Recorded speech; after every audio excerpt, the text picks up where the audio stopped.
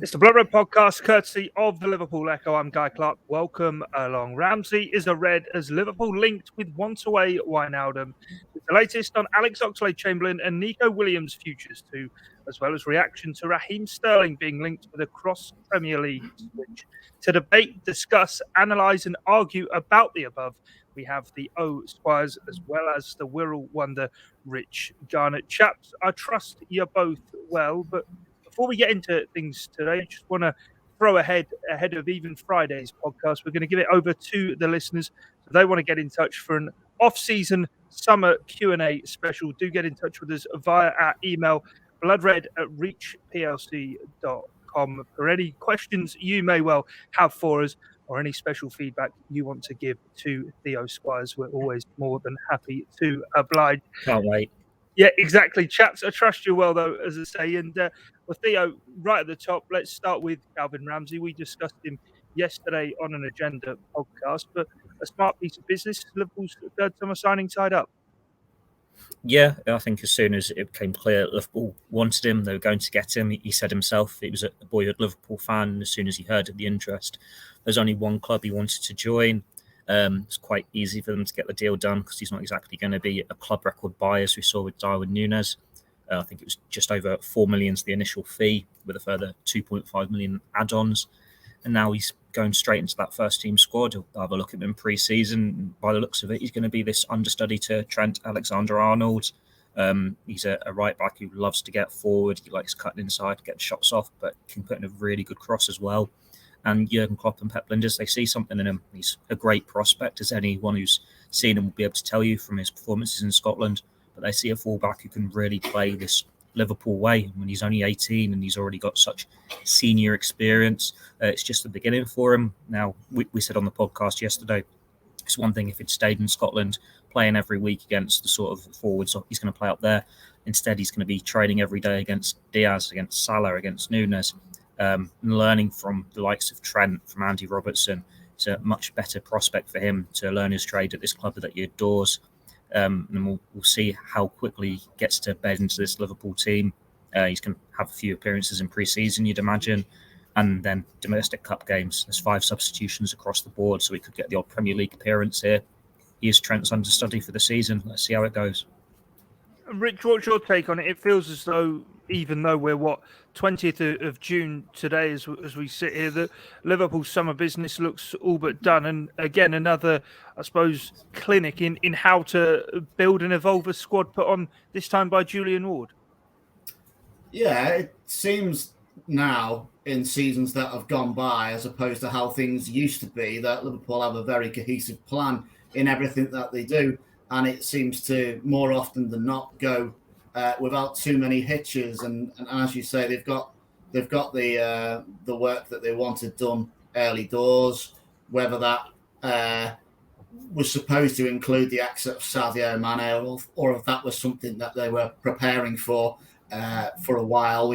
Only the powers that be in the corridors of the AXA training ground can tell us. But the fact of the matter is they brought 3 players in that look like they're going to be extremely useful for Liverpool and help to evolve this squad. And let's be honest here, it doesn't matter how good the team is, you've always got to evolve a squad and freshen it up and bring in younger players and new blood at some stage. Every successful team in the past has done that at some stage, sometimes 2-3 times over. And I think that's what we're seeing here now. And I think this week's acquisition of Ramsay looks like an astute move. As Theo said, he hasn't cost a lot of money, and what he will cost, I dare say they will recoup on some exits quite comfortably. So, looks like good business. As Rich say, it's all part of the plan. Like Liverpool, they've known for a while that the squad's getting older and that they need to replace some of these senior stars. And when Julian Ward came in as sporting director, the task was this transitional period. And you're not going to change your whole squad overnight.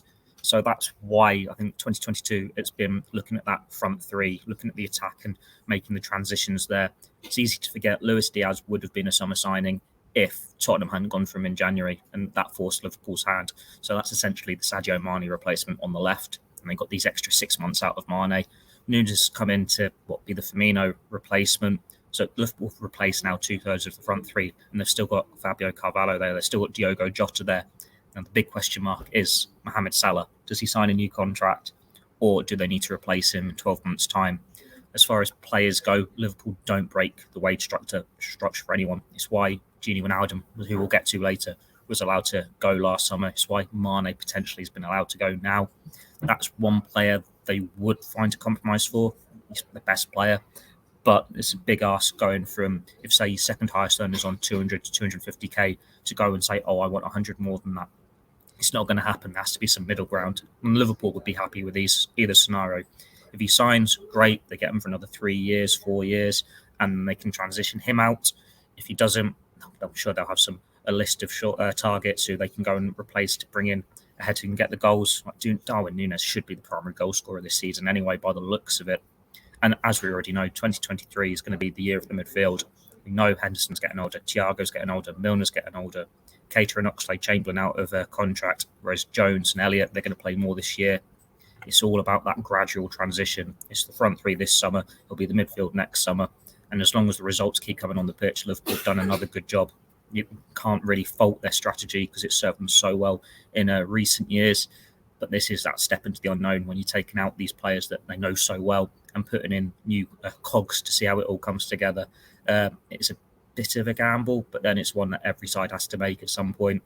And we'll see how well it'll be a success for him this year or not.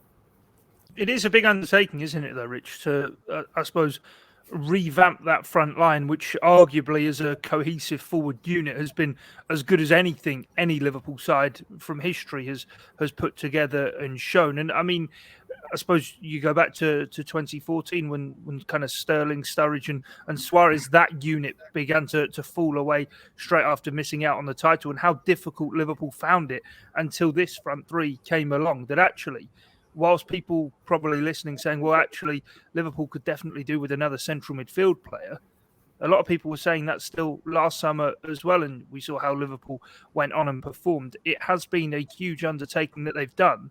And equally, I suppose, how important is it and how big is it psychologically for supporters and whatnot that Liverpool have gone and put the money down and bought these players in, rather than what we've seen in summer windows gone by, where the message clearly has been, let's see how much we get through player sales before then going to the market. They've reversed it round this year.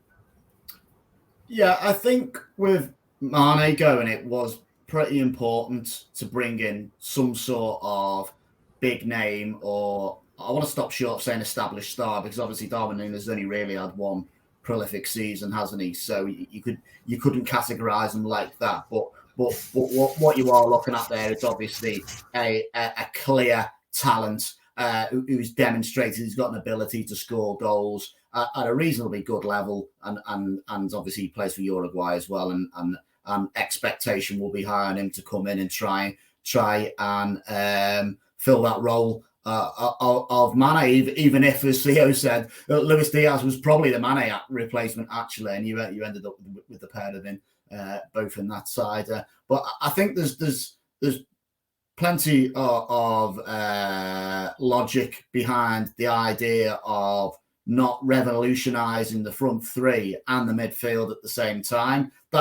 And sometimes I think you've just got to take a step back, haven't you, and have a look at that and then think about it, because you think, oh, these players are getting old, we need to replace these. Henderson's cracking on, Milner last year of his probably won't get another contract after his next one. It would be easy to start doing major re-engineering work, whereas the way I'm sure Klopp and his team probably look at it is, we know we've got a great side. We've competed on four fronts right to the very end this season to show how good this team is as it is. We're not going to just pick it apart in one go and do it gradually and bring in players that fall into Klopp's philosophy and go from there.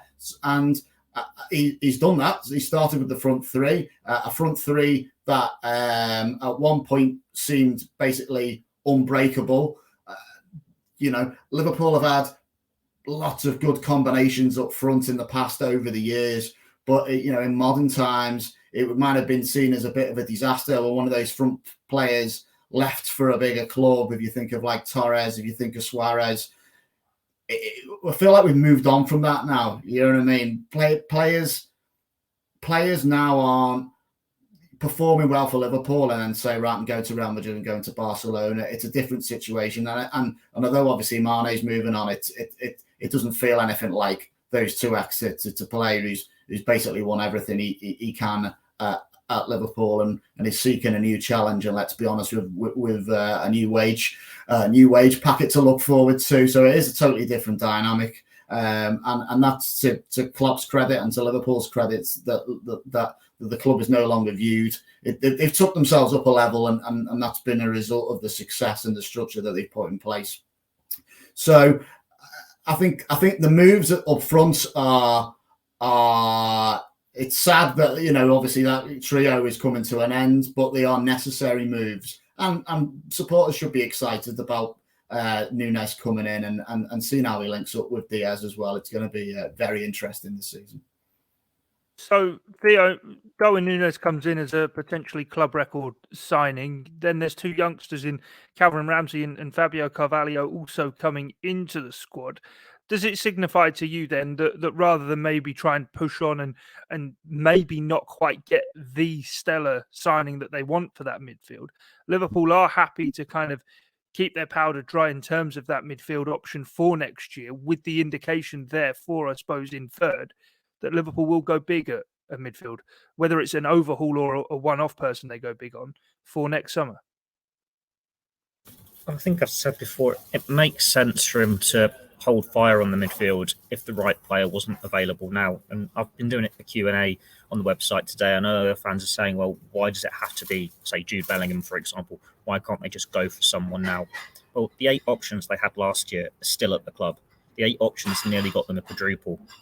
And it's one where, well, Henderson's just turned 32. You've got another year out of him comfortably. Thiago's a year younger, so you've got another year out of him comfortably. Fabinho's part of this midfield for another 5-6 years, and he's already one of the best holding midfielders in the world. Milner, he's that stopgap, isn't he? You've got an extra year out of him. He can be that option in reserve who showed how well he can perform in the last week, so last season. And then when he goes, well, you've got the replacement there for the numbers. You've still got Keita. Just on Milner, do you think that maybe they were, I wouldn't want to say surprised given we know the length of the career he's had, but it felt as though the indication early part of the season maybe was this season the one that's just gone, would have been Milner's last year. And actually how well he performed at the back end of the year, he warranted another year's extension, and that therefore pushes the issue maybe another year down the track before they can then really concentrate fully on that midfield. I think that certainly helped. I think it was after the defeat to Leicester at the end of December. I can't remember if he started that game or not, but I remember talking to some of the journalists when we were leaving after that defeat. And it's like, oh, Milner's legs are gone. Like he can't get another year here. And then he just finished the season so well. It's not as though he was just in one position either, whether he was in the number 8 or he was a number 6, which he did at Southampton. Then he went right back. He's still delivering in all these 3 roles. It was superb against Newcastle. We know how vital he is off the pitch, but the fact that he can still perform. And he was doing it without the injuries. Like before, we'd seen him come into the team and then, because he wasn't playing regularly, get the odd knock. I think he came off injured, didn't he, in the 5-0 at Old Trafford. But he's still got a lot to offer. And the fact that he could finish the season so strongly probably did settle nerves a little bit, because he's a player that you can always rely on. And then you go through the rest of the midfield options. We know Elliott and Jones, they're surely playing more this year. Like if Elliott hadn't got that ankle injury, he might be first choice in this Liverpool midfield already. But they had to go with what they had for that second half of the season, quite rightly. And Jones, we know there's a player in there. There's this potential. You're just waiting for him to unlock it and be more consistent. It's one of the reasons, those two is one of the reasons why Klopp signed a new contract. They've got the 5 substitutions this year, so they're going to play more. They're going to start more. And that's that transition there. And I've not even mentioned Keita, Oxlade-Chamberlain. Well, they're under contract for another year, even if Keita doesn't agree one. So you've still got those 8 options. You don't need to throw in a big money signing just to sacrifice someone lower down if the right player isn't available now. Now, you're going to have to say the Monaco guy for me again, because I can't say it. Tchouameni, yeah. Well, he's Real Madrid now. Real Madrid now. If we know they liked him, if they could have got a deal done, they would have tried to. But his heart was set on going to Real Madrid. So they moved on from that. And that's when 2023 comes into it. And it's very easy to go 2 + 2 = and say Jude Bellingham, he's available in 2023. they like him, they've been linked with him, that is what's going to happen. We'll find out next summer if it equals 4 or 5, but that is a possibility.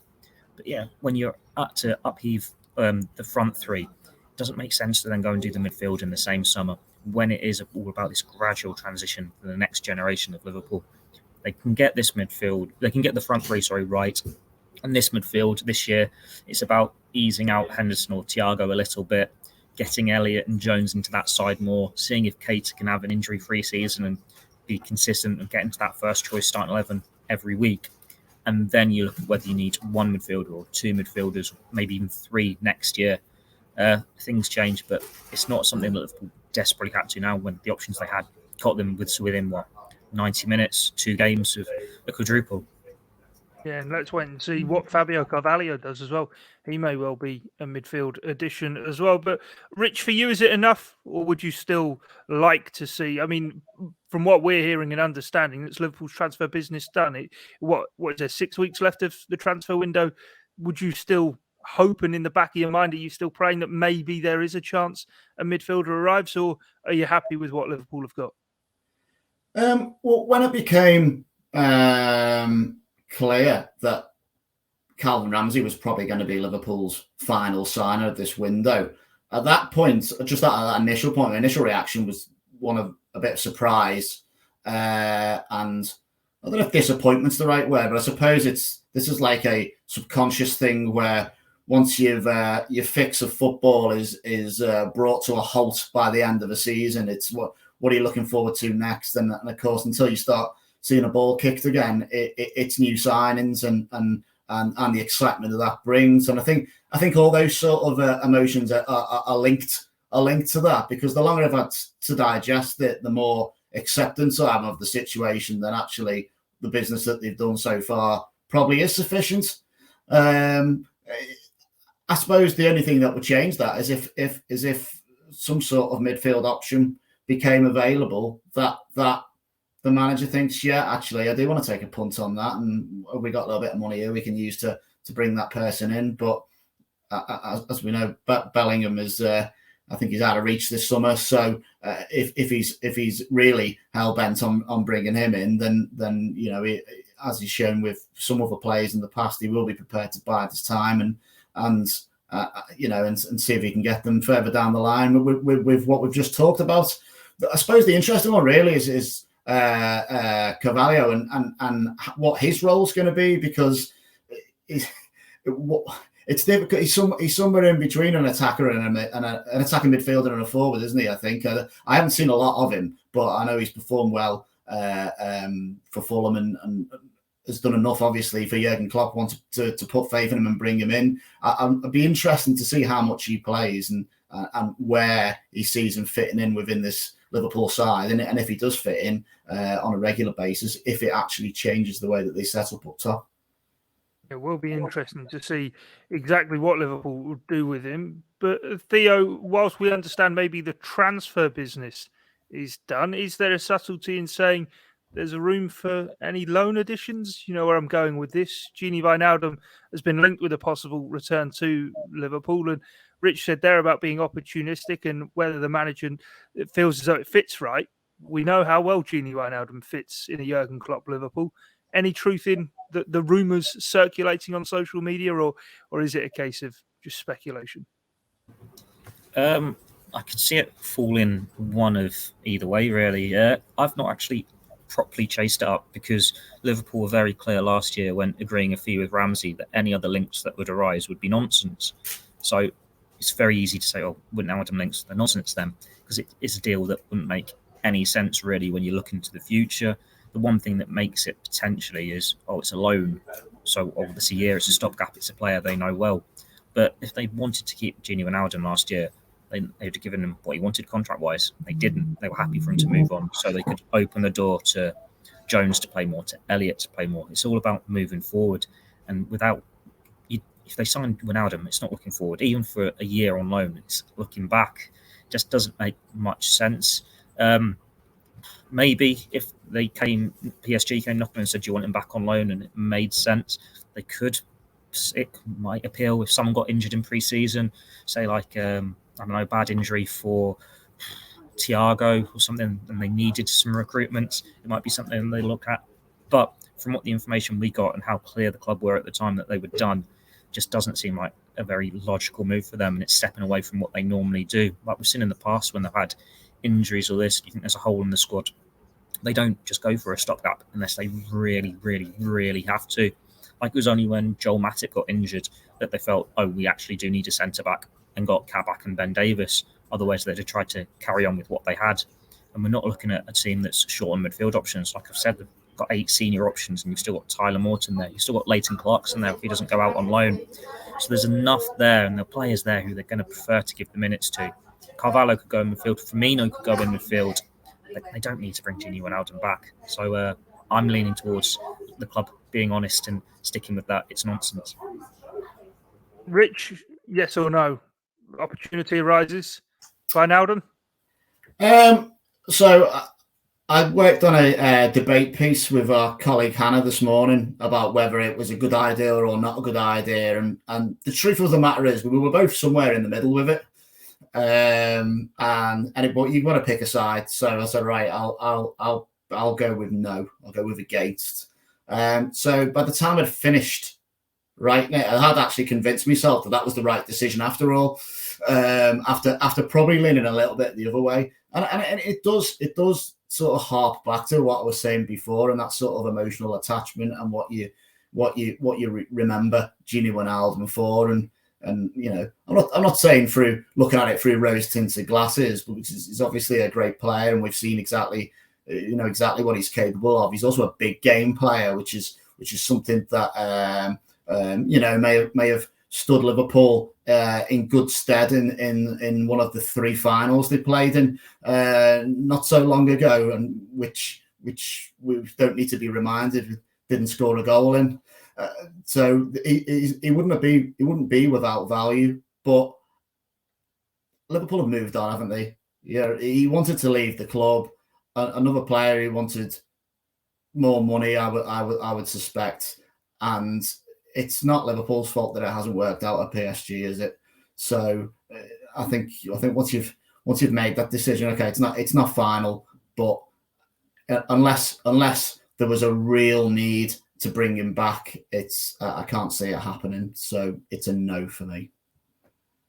Looking forward then, Theo, let's discuss those midfield options and what Liverpool do have. Of course, there's been a lot of talk about which players could well be for sale this summer, but a piece you've written for the Liverpool Echo website suggests that maybe not quite as it appeared at the beginning of the summer. We know the club may be more open to keeping Nat Phillips around at the club, whether that is a loan move this summer, but keep him permanently on the books. But now Neco Williams and Alex Oxlade-Chamberlain, their futures kind of becoming more clear over the course of the weekend. And no, I'm not talking about Alex Oxlade-Chamberlain getting engaged and sorting out his personal life. Strictly professional. Where do he and Neco Williams now stand?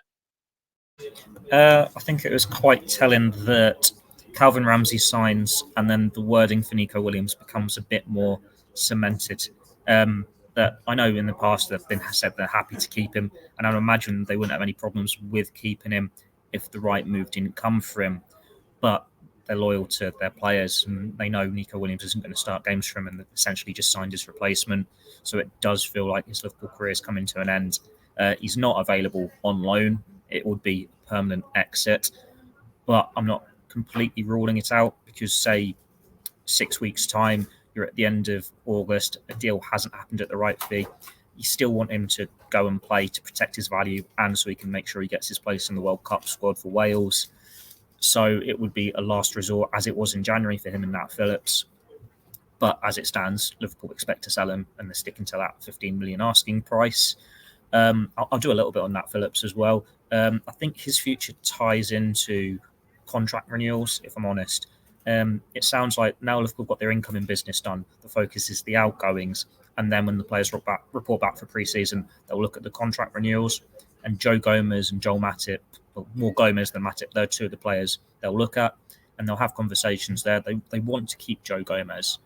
But if he says, no, I've not played enough football because of injuries, I want to go and be first choice elsewhere and get in the England squad, and he moves on, and then say Joel Matip, he's wanting to do what Mane's essentially done and go, I want to prove myself elsewhere at the end of his contract. Then Nat Phillips comes into play as someone they want to keep. But if they could keep those two, then we're not going to keep you around just to be fifth choice centre back. They'd be happy to sell Phillips. And the Oxlade-Chamberlain one's interesting because we know he's out of contract next year, and there hasn't really been a suggestion like we've had with Keita and Gomez that they want to offer him a new deal. But at the same time, there are no plans to sell him at the moment. That could go either way. Like, Liverpool aren't going to flog him and say, he's for sale, come and get him, because that would lower his price. They're essentially saying he's part of the plans, and he will be part of the plans. He played a lot of football during the first half of last season, and it was only when they were going for the quadruple, when they'd got the players back from AFCON, and when they'd signed Diaz, that his game time dwindled. But during the winter months, he was a valuable player. When they were losing midfielders to injury, he was a valuable player, and he still has something to offer. And his versatility is very useful. He has a good pre-season. He could force his way up that pecking order again. But at the same time, they're aware that his contract's up in a year's time. So if someone, say, West Ham or Aston Villa came in and go, here's 10, 15 million, and he asked to move, as we've seen in the past, Liverpool would consider it and let him go. But he's not a player they're actively trying to sell at the moment. They're happy for him to be part of the squad and to be this option. And as I said earlier, with some players, more substitutions, more game time for him. And if you want him to defend your League Cup and FA Cup titles, then he's at least got those domestic cup games. There's a valuable squad player there who can fill in a lot of positions. It's up to him to see what he wants to do, same as is for a number of players in this squad. If they want to move on, if they're happy with their current role. And then performances will decide if you could actually get a new contract or if it's thanks to everything in 2023. Yeah, it's interesting, isn't it, this summer, Rich, in terms of those players who only have a year left on their contract, nominally kind of Naby Keita, who Theo mentioned when they report back for pre-season, likely to begin contract renewal negotiation talk. But Alex Oxlade-Chamberlain, Mohamed Salah also in that boat as well.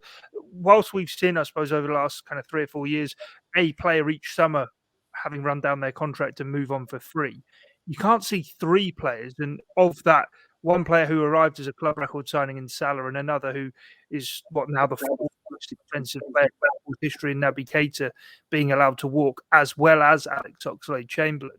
And on top of that, with the kind of rumours around Takumi Minamino and his versatility he has, Alex Oxlade-Chamberlain, quite a similar profile of player who can play wide right and can play in kind of those attacking midfield areas that Minamino often kind of plays in. So perhaps it's probably more valuable and worthwhile, is it, to keep Oxlade-Chamberlain around for another 12 months rather than let him go for what's being rumoured around £10 million?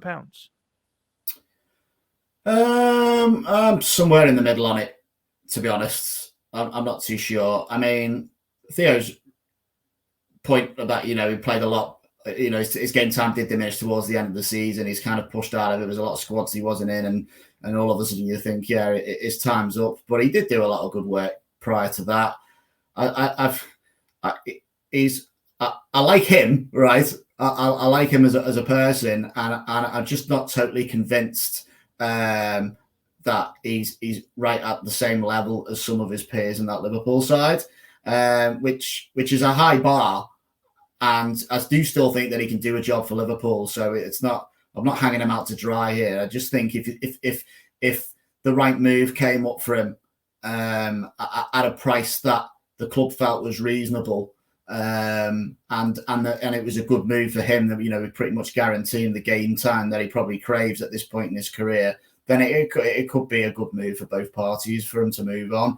But what seems to be a lot better with Liverpool now these days is that I remember when the FSG came in and there was all this talk about buying players with potential resale value, and I think at that time to Liverpool supporters, though, that sort of speak was a little bit alien, really, because it was like, we don't buy players to sell them on, we buy them because they're the best and then they stay, and that sort of mentality seems to have shifted. It's a big change, and taking that move, that strategy, seems to have served Liverpool really well over a number of years now, and the fact that they've done this incoming business pretty early doors, they're now saying that's probably it now. There's not going to be any others. They can now focus on these other players and figuring out the best deals. There's a bit of wheeler dealing to be done with other clubs, but if these players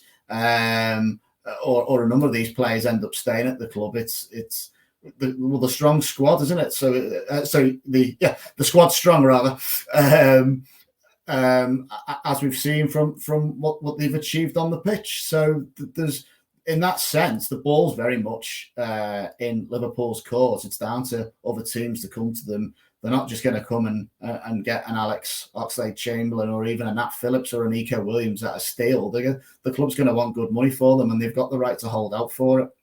And I think they will do. I think Neco Williams will get a new club, and Liverpool will get a very good fee for a Welsh international. Well, that's what Liverpool have been great at, Theo, isn't it? Is extracting maximum value. But for me, I don't quite see too much logic in selling a 29-year-old player who arrived for £35 million for what's been spoken about between 10 and 15 million, as you say there, as a player who, before we were talking about midfield options and next year's maybe the chance to go and really regenerate it, when you've got a 29-year-old former England international there who, to me, is the ideal bridge between the youngsters of Elliott, Jones, Carvalho, to those more experienced players such as Milner, Henderson and Thiago. He can play in a multitude of different roles. And to me, is it worth cashing in, albeit a loss that Liverpool are going to see on the balance sheet for Alex Oxlade-Chamberlain, rather than just say, you know what, for another year, it is worth having you around before we finally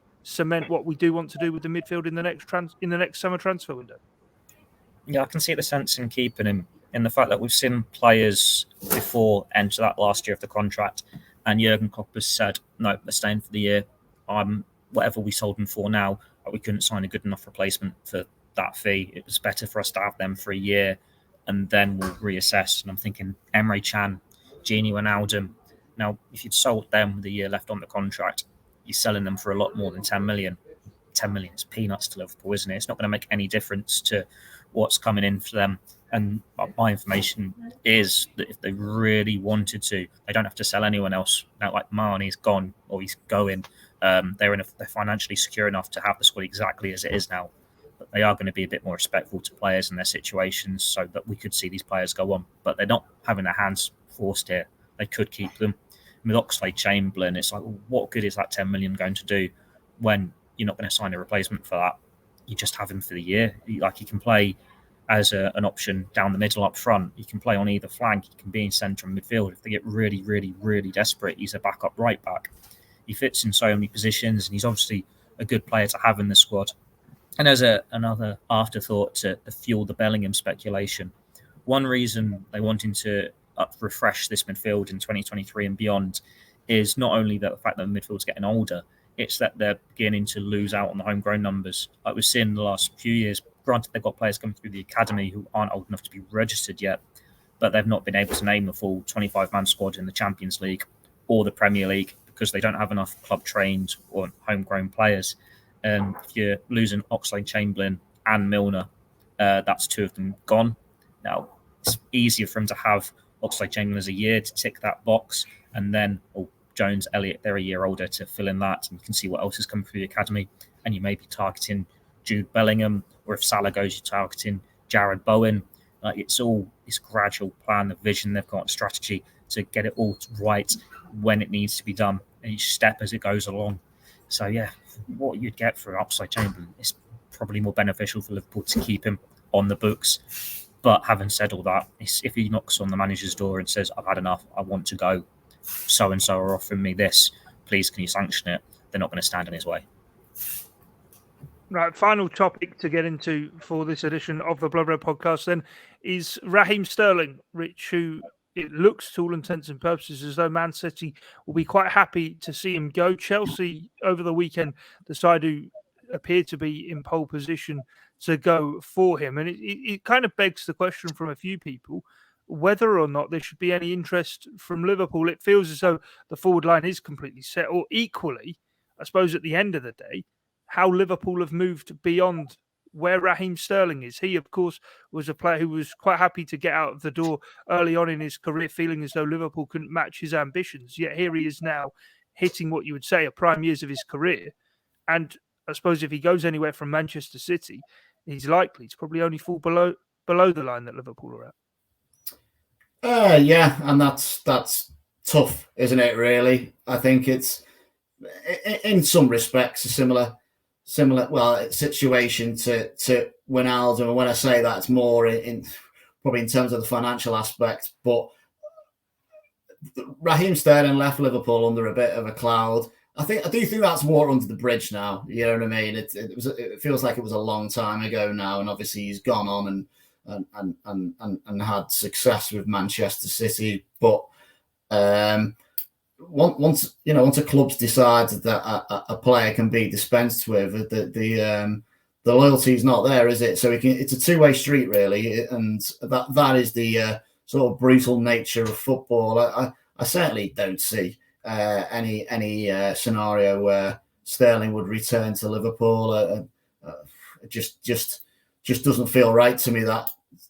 But if Man City are confident enough to sell him to a potential title rival like Chelsea, as opposed to moving some of the top talent abroad, then that's their prerogative. And he's a London lad anyway, isn't he, Sterling? So he'd probably be quite happy to move back down there, be closer to family, and that might be a good move for him. But whether it's a good move for Manchester City or not, we'll have to see. But I certainly don't see him coming back to Liverpool. No, definitely not. Theo, what's your take on it? And I mean, I suppose from the Liverpool angle, not really one of those you could kind of see Liverpool doing in terms of selling a player who has been so important to what Jurgen Klopp has done, for example, but selling a player to remain in the Premier League, like Mane's moving to Bayern Munich. You can't have seen Liverpool going, yep, Sadio, have the pick of any club you want, including any club on these shores. It's kind of off you go, but make sure it's not in the Premier League.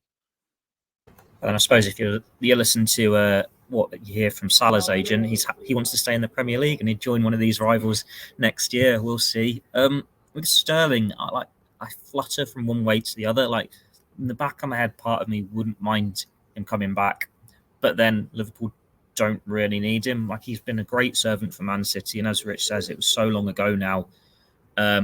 And he ticks, if he signs for Liverpool, he ticks boxes because he's homegrown, he's versatile, but he's also club trained, and he's still got a good 2, 3, 4 years left where he can put in some peak performances. He's only 27, yeah. Yeah, but then you take that away, so his best position in a Liverpool team, he'd be on the left. You've got Diaz there, you've got Jota there. They don't need him. Like, you wouldn't put him on the right if you lost Salah, because you'd want someone cutting in, as Salah does. You wouldn't put him through the middle. So it's like, maybe if they hadn't signed Diaz in January, that you could make more of a claim for Raheem Sterling as a player that would suit Liverpool. But then there's never been any suggestion that Liverpool want him back. I know his agent, or his former agent, said once Klopp was appointed, if Klopp had been appointed in the summer, we'd have probably stayed at Liverpool. Well, that's your fault, Raheem. You listened to your agent, you forced this exit, and he can't really have any regrets because he's won all these domestic honours. The one that's eluded him is the Champions League. Maybe he'll have more chance of winning it at Chelsea, seeing as their record in Europe's a bit better than City's. But then he's been linked with like Real Madrid and stuff in the past. I'm not sure why he favour Chelsea, apart from the fact that it's in London. But if you're going to go to a Premier League rival and Liverpool don't want you, it is the best next thing.